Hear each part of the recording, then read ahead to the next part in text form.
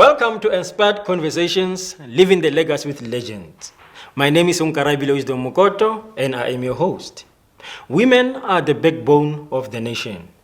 Although they face many challenges, they still remain strong, and they still need someone to hold on to. Women Ignited Ministry is a platform which allows women to come together, share their challenges, and how to overcome them. And today on my show, I am blessed to have the founder who's going to explain more on what they are doing. Sis Wendy, Apshini.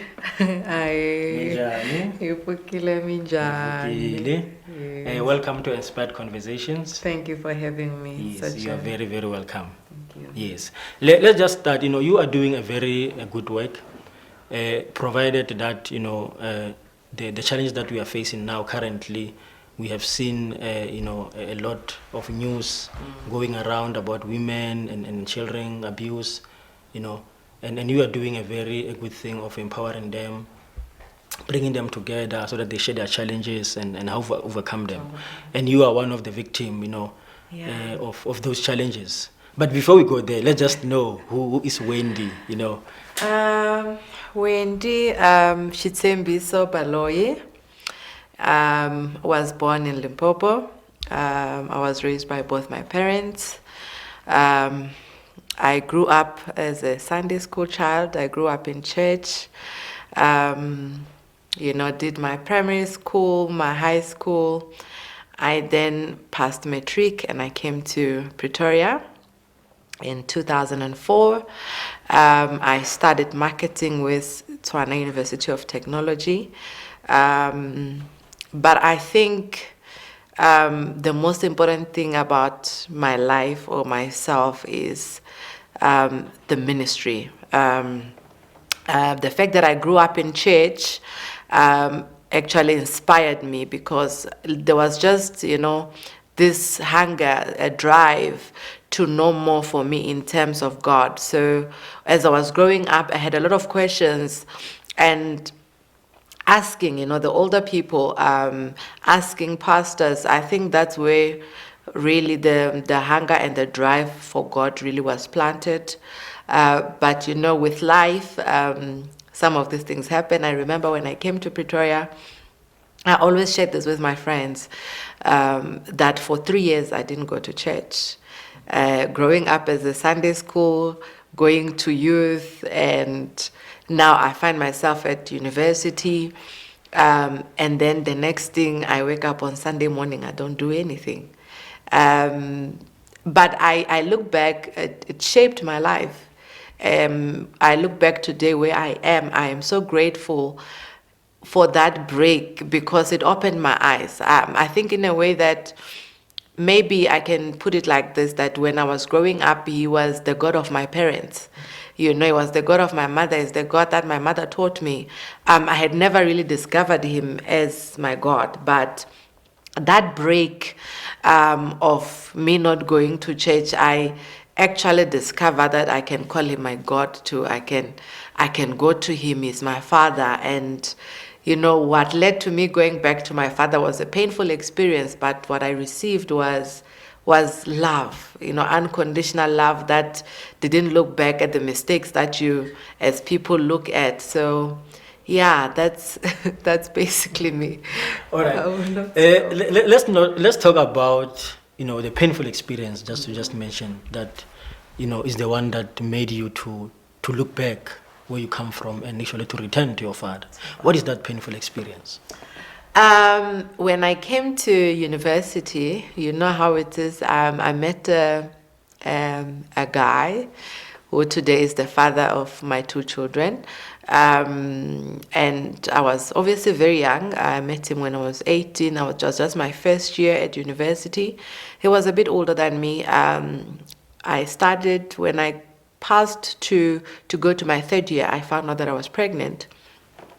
So when I found out I was pregnant, obviously I was scared, I was ashamed. It was such a shameful experience because, you see, where I come from, I was a great, a star student. Yeah. I was a star student, a going to church student. It just looked like my life would turn out perfectly, because I was obviously, in my region, I was the #1 student when I passed my matric.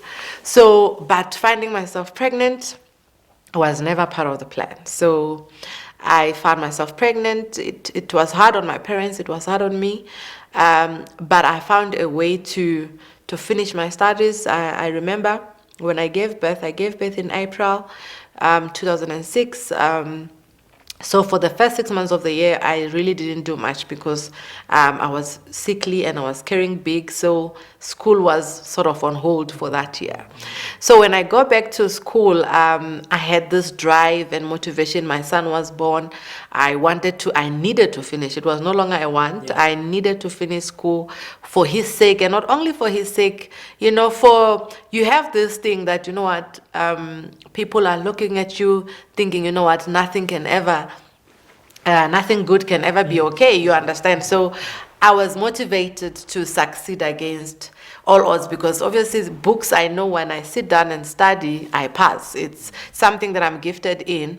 I just had this hurdle, and I remember going back, my final year results were so good. It was distinctions on everything. I then was fortunate to get a job when I finished.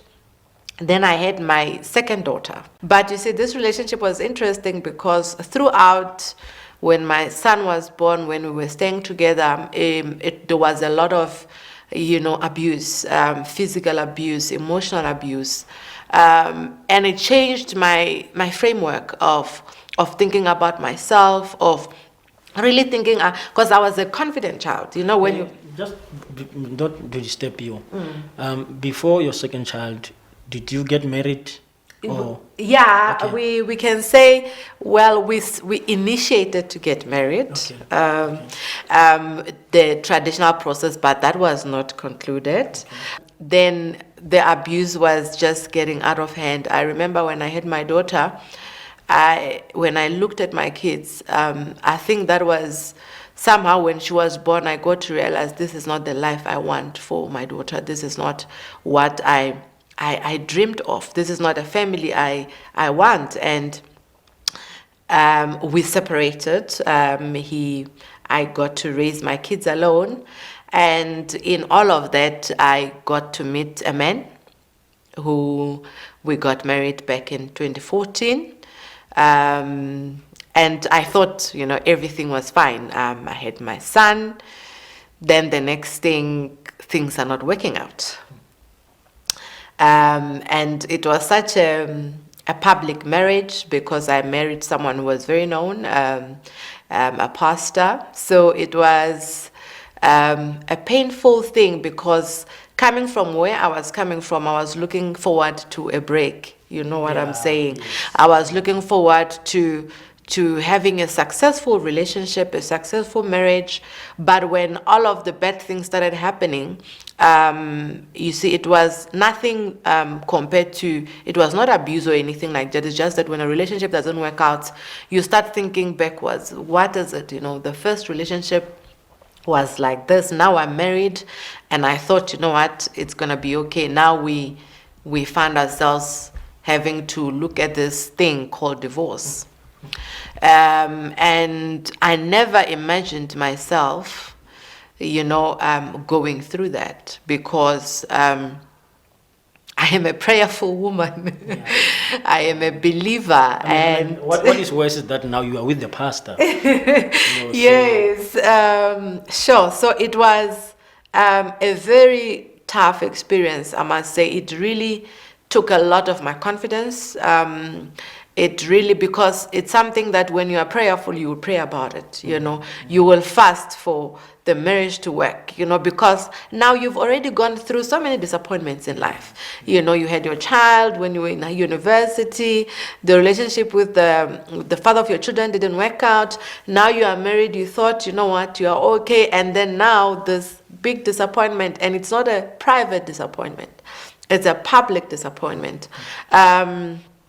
I was really, gone for a moment there. But one of the good days, I remember God gave me a vision. when I was crying and sleeping at night, he showed me in a group of women, standing in front of a very large group of women, preaching. And I remember I woke up that day and I wrote the vision down.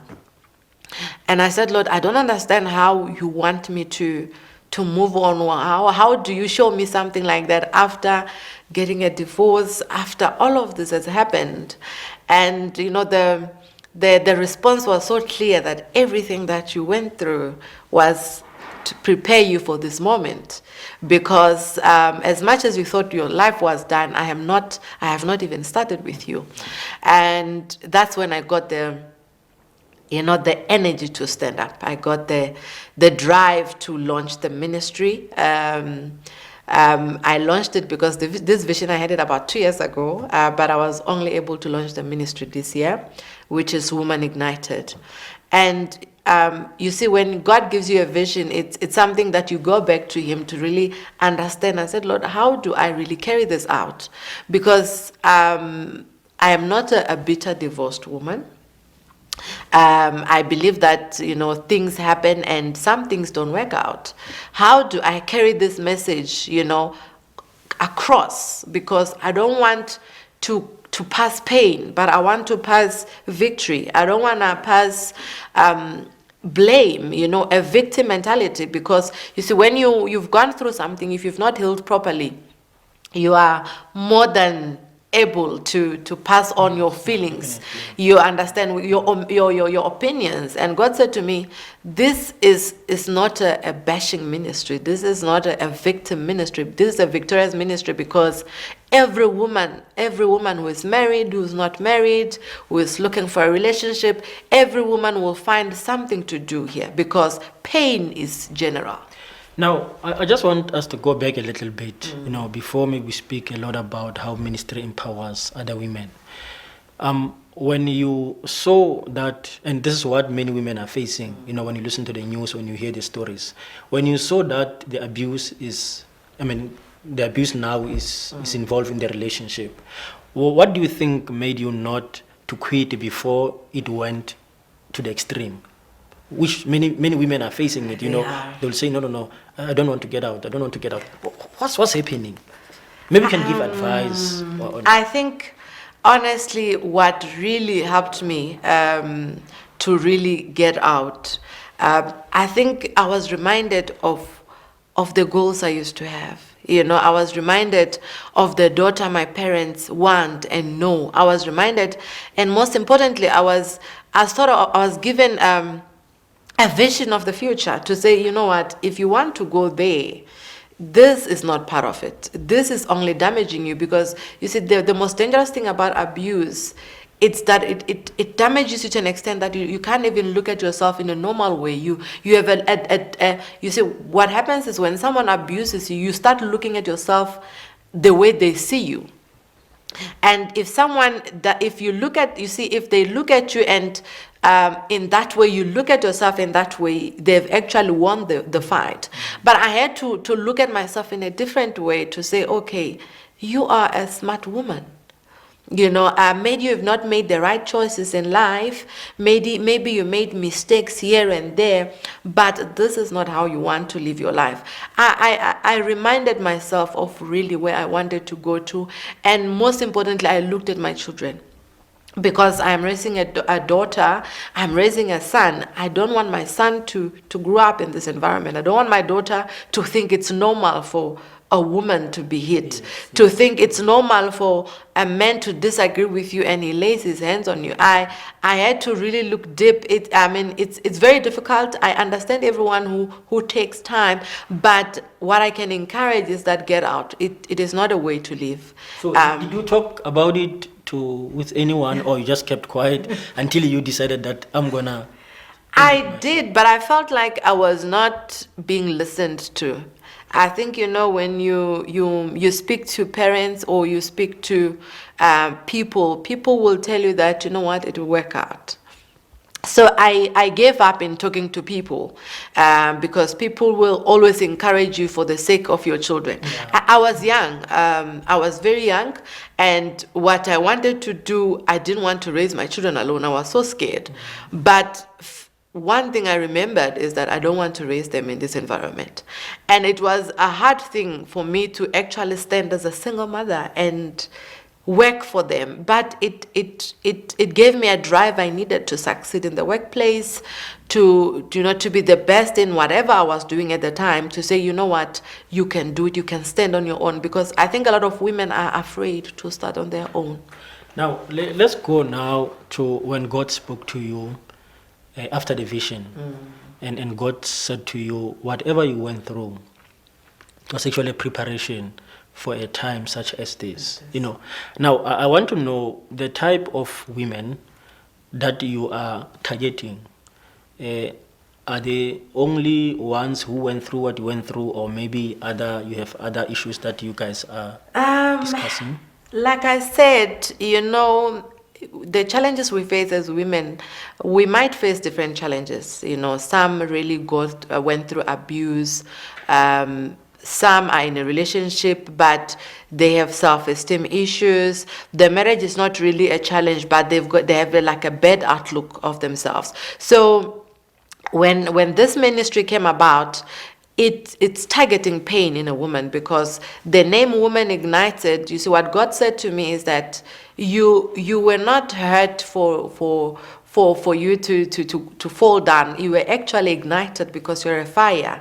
Hence the name Woman Ignited. So what you're going through is just a fire to set you up so that you can inspire the next generation. So we're not only targeting women who are gone through abuse only, no, because we actually empower even those that are single to make the right choices. We empower those who are married to say, how do you to stay married? Because I think as a whole woman, you are good in a relationship. You are good as a single person. You are good whether married. You are good for society when you are whole. When you understand that whatever you've gone through, it was actually to prepare you for the future. I love what you said, that is even what God said to you, that this ministry is not about the victim, but it's about the victor, that you must pass on the victory, not the victim. So since you have failed in 2 relationships, someone could have decided that this thing of relationship doesn't exist, and decided to open Women Ignited Ministry and tell women that don't go into relationships. Oh my God. So, but you are saying now that even the single, you encourage even the single. How can they succeed in their marriages, in their relationships? But I want to ask you now, personally, are you thinking or seeing yourself going again into the relationship or getting married? Definitely. I will get married. I will definitely get married because I don't believe I have failed in marriage. I believe I've learned. Okay, that's good. I believe that marriage is such a beautiful institution. And when you meet the person that God wants you to be with, it moves, it gives birth to a whole lot of things. So I will never look at that institution in any, you see, my experience does not make me look at it and say, I will never be in a relationship. No, I'm definitely going to get married. Give me a year or 2. Again, you mentioned a very important issue of saying, and I think it's an advice that you give to other women, of saying once you meet the right person, then you will see that this institution is a very good one. It's a beautiful one. Now, here's a challenge, and this works both for men and women. How do you really know the right one? Sure. I really struggled with God with that question. Because, for example, I'm a pastor. Yeah. So when I married a pastor, it just looked like the right combination. Exactly. You understand? Exactly, yes. And I said, Lord, how do we get this right? And what God really said to me is that you you would know that it is the right person because you have the same values. Because as much as we're different, but the value system, if it's integrity, your value, if it's love, it's peace, if that is your value system, we can have different ideas, but values, if we value the same thing, we can make it work. And God said to me, you just need to find the person with the same value system you have. Then you know you have the right person. As much as you have different ideas on how to carry out certain things, on how to do certain things, but if you are people of integrity, both of you will find a way to make it work. So we can't say a pastor must marry a pastor, but if the value system is the same, you will definitely make the relationship work. Oh, that's good. Now, this issue of, especially ladies, they are the one who love to do this. When they pray for the right one or the husband, they will then write down, I want him to have yellow eyes. I want to do that. How is it? I think the really one area that God really dealt with me was really the relationship, because I struggled so much in it. You understand? So I really wanted to really know, because I want to get it right. Yeah. And I'm so glad that I failed twice. I am so glad, because I know that when I get married, my husband will get a good woman. Yeah. Because really I've realized it's not about what you want from the next person. It's about what you offer. And the thing is, what we give is what we receive. I've gotten to a point where I'm saying, I'm not looking for this, I'm looking for this. I look deep down on myself and say, what am I giving? Do I have peace? Do I have love? Do I have respect for myself? Because what you give is what you receive. So I've spent time now on really working on myself. And I know that when I work on myself, I attract the same type of people. Because you see, when you know you're a respectful person, anyone who comes around you who's disrespectful, you're going to run away from them. If you are a truthful person, if someone comes, they're not a truthful person, for some reason you're not gonna stay with them. So I'm really, what I can advise my sisters is that really work on the person that you are. Work on your self-confidence. My pastor said something so profound to me. He said, you see, I don't want you to waste time going around looking for a man. I want you to increase the value in yourself, because that value in yourself will attract the right value into your life. So that is my energy. I spend a lot of time in self-development. I spend a lot of time self-introspection. How do I deal with, if I pick up that I'm struggling with being short-tempered, how do I deal with it? Because then you are able to attract the same type of people. Very true. And since now you are not yet into another relationship, no comment. the women that you encourage, especially those who are married, do they give you that attention and that respect? I'm surrounded by married women. My friends are married. My pastors, my mentors are married. So I'm surrounded by married people, and I'm also surrounded by single people. So I'm able to get, of the both worlds, because I get to sit with my married friend to say, you know what, I failed in this area. This is how you can do it.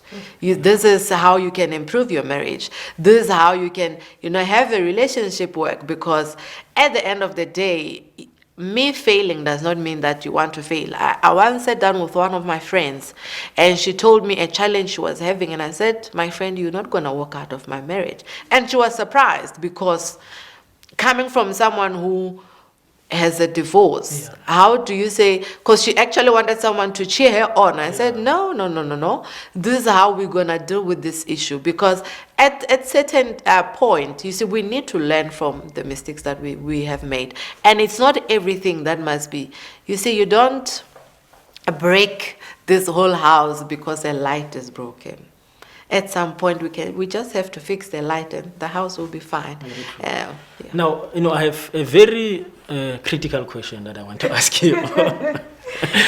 You mentioned especially the first relationship.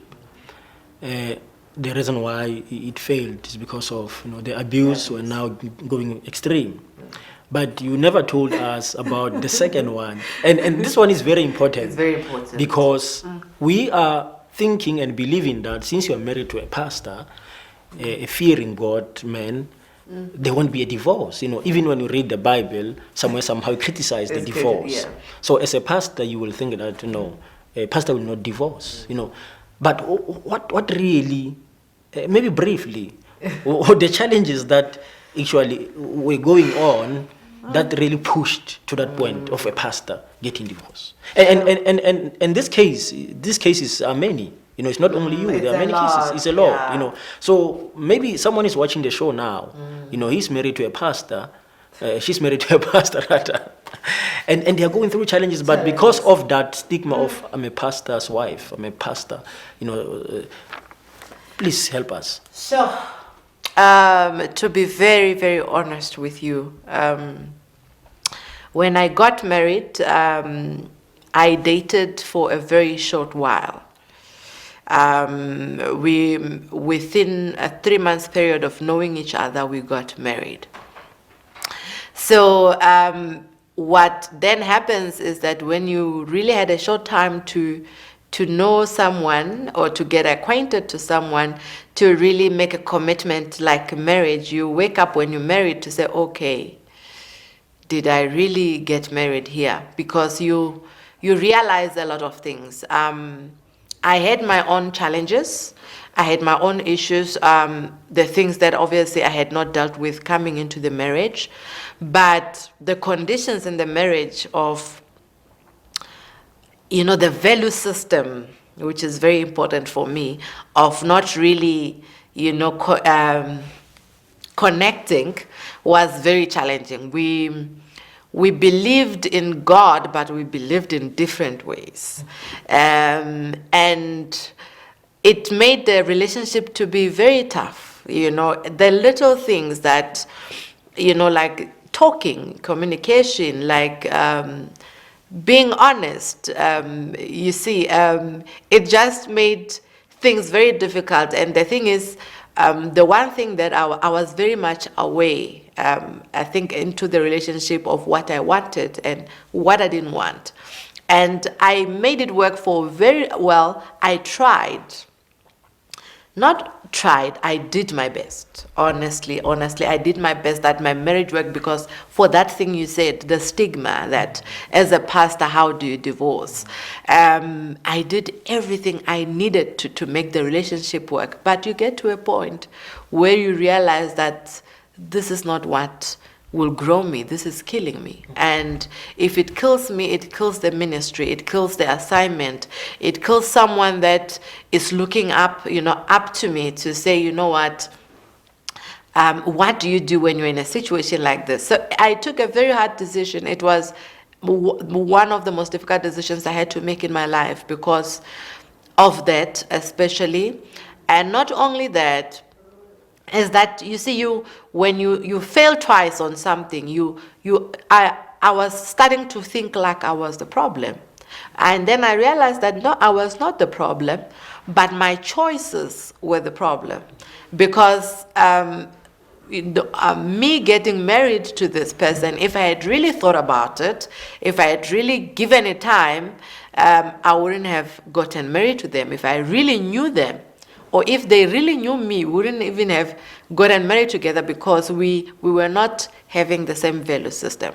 So I would encourage, I love marriage. I love marriage. But I also believe that if you marry wrong, you are done. If you marry the person you're not supposed to marry, it kills your ministry. Now, I thank God because we actually gave advice of how do you know, or what can actually help you to get the right one, which are values. Values. Yes. So, values. Yeah, I love that. Spend time. You see, I talk to my friends now, the ladies that I pray with, that you see, the one thing that we really, we take away the opportunity to really look for the right person because we are always in a hurry. We want things to happen now. I want to get married now. He must come now. And you miss the important things, you see. But if you take time, don't be in a hurry. You will get married. I know you get to a certain age, you just feel like your friends are getting married, your peers are getting married, everyone around you is getting married, and you're not getting married. But if you're not sure, don't get married. Take your time. Before we get into the education, because I have seen that education is the most important topic that you guys, talk about and promote. Yes. But before that, I'm looking at this one, the issue of marriage, because I believe that God was really preparing you for this. And you have said that you are surrounded by women who are married and who are single, and those who are married you actually even give counsel to, and they listen to you. Now, when it comes to a divorce, there are some things that we know and we accept and we even talk about. Abuse, we can understand. The values that we spoke about, different values, we can understand. Cheating, we can understand. But there is one aspect that I want to ask you if you guys talk about in Women Ignited Ministry, and which kills many marriages, but we don't want to talk about. Sexual, I don't know, how can I call it? Part of marriage. Of marriage. We run away from it. And it's a very important one. Many marriages have been killed because of it, but you don't want to talk about it. Yeah. So I want to know if a woman who's watching now and she is experiencing sexual challenges in their marriage to a point where marriage want to end now, and they are watching the show now, and they want to come to Women Ignited Ministry, can they get help? Are you guys open to talk about such issues? Definitely. I think, it's a topic that really we have not really spoken about, but it's a topic that is very important in marriage. And it's something that is, like I said, I'm surrounded by married people. So we talk about these things. I'm surrounded by single people to say, you know what, it forms a very important aspect of the marriage. It has to be, it's something that you can learn. It's something that you can get information on.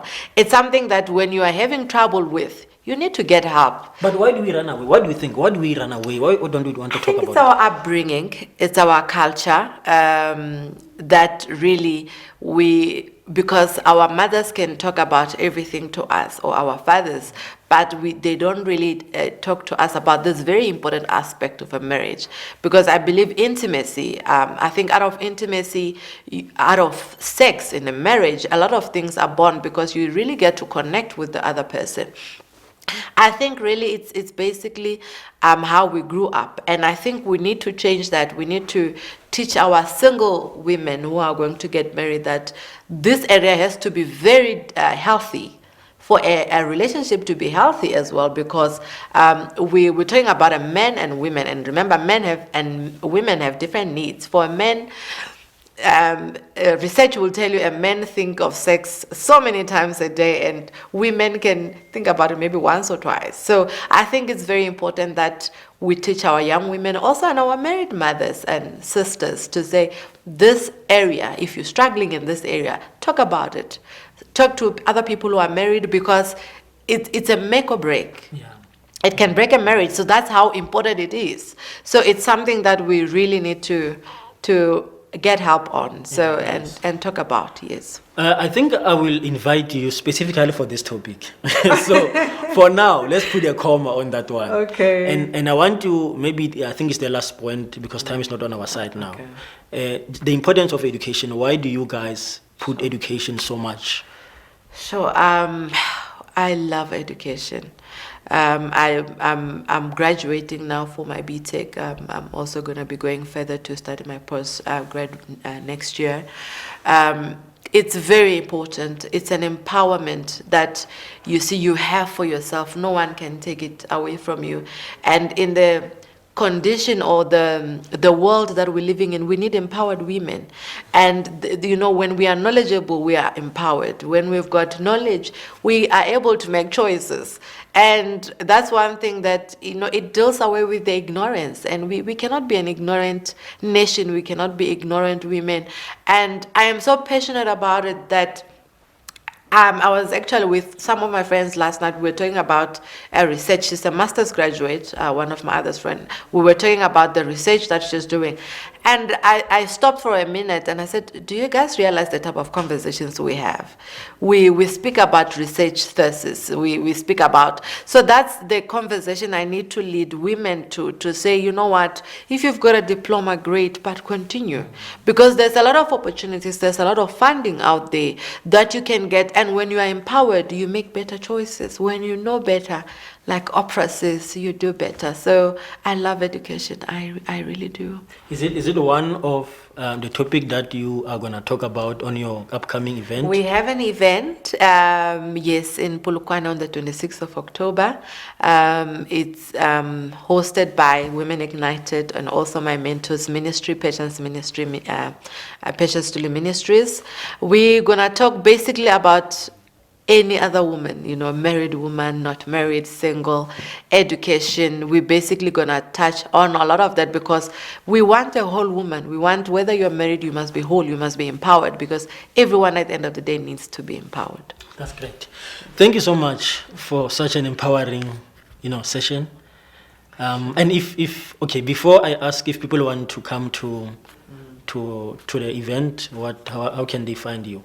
I will just ask that question. Okay. When we finish. No problem.